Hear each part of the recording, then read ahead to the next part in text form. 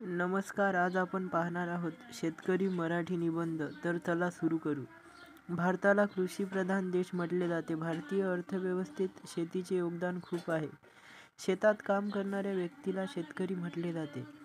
शेतकरी हा संपूर्ण दिवस शेतात काम करतो. ऊन, वारा, पाऊस इत्यादींची पर्वा न करता आपले कार्य करीत असतो. शेतकरी कठीण परिश्रमाचे प्रतीक आहे.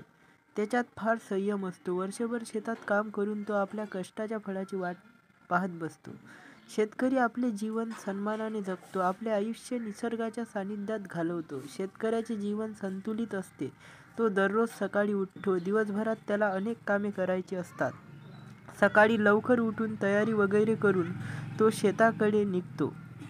तो आपला संपूर्ण दिवस शेतातील पिकाची काळजी घेण्यात घालवतो. शेत नांगरणे, पीक पेरणे, पिकाला पाणी देणे, ऊन वाऱ्यापासून आपल्या पिकाचे रक्षण करणे इत्यादी अनेक कामे शेतकऱ्याला करावी लागतात. शेतकरी त्याचे पीक अनेक नैसर्गिक आपत्त्यांपासून संरक्षित करतो.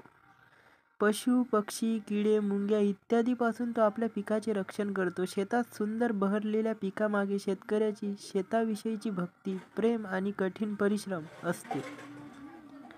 एक शेतकरी संपूर्ण जगातील मानवाला अन्न पुरवण्यासाठी आपले जीवन व्यतीत करतो. दिवसभर शेतात काम केल्यावर संध्याकाळी सूर्य मावळल्यानंतर शेतकरी आपल्या घरी पोचतो.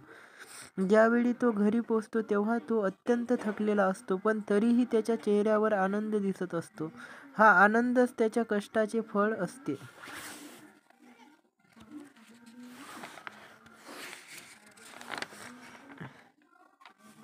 कोणत्याही देशाच्या यशासाठी शेतकऱ्याचे योगदान फार महत्त्वाचे असते. शेतकरी आपल्या प्रयत्नाने देशाची अर्थव्यवस्था मजबूत करू शकतो आणि म्हणूनच शेती व शेतकऱ्याला अर्थव्यवस्थेचा कणा म्हटले आहे. देशातील शासनाची ही जबाबदारी आहे की त्यांनी शेतकऱ्यांची योग्य सोय करायला हवी, जेणेकरून ते कोणत्याही अडथळ्याशिवाय आपले कार्य करू शकतील. शेतकऱ्यांना आधुनिक तंत्रज्ञान उपयोगात आणण्यासाठी शासनाने प्रोत्साहित करायला हवे. आधुनिक पद्धतीने केलेली शेती त्यांना कमी कष्टात जास्तीचे उत्पन्न मिळवून देऊ शकते. शेतकऱ्याचे जीवन आपल्याला अनेक शिकवण देऊन जाते. त्याचे कठीण परिश्रम आणि संयम आपण सर्वांसाठी एक एक उदाहरण आहे आणि म्हणूनच आपण सर्वांची जबाबदारी आहे की आपण शेतकऱ्यांना शक्य होईल तशी मदत करायला हवी. जर काही कारणास्तव शेतकऱ्याचे पीक नष्ट झाले असेल तर त्याला आर्थिक सहाय्य करायला हवे. धन्यवाद.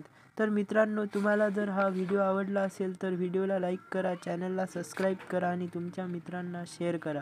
धन्यवाद.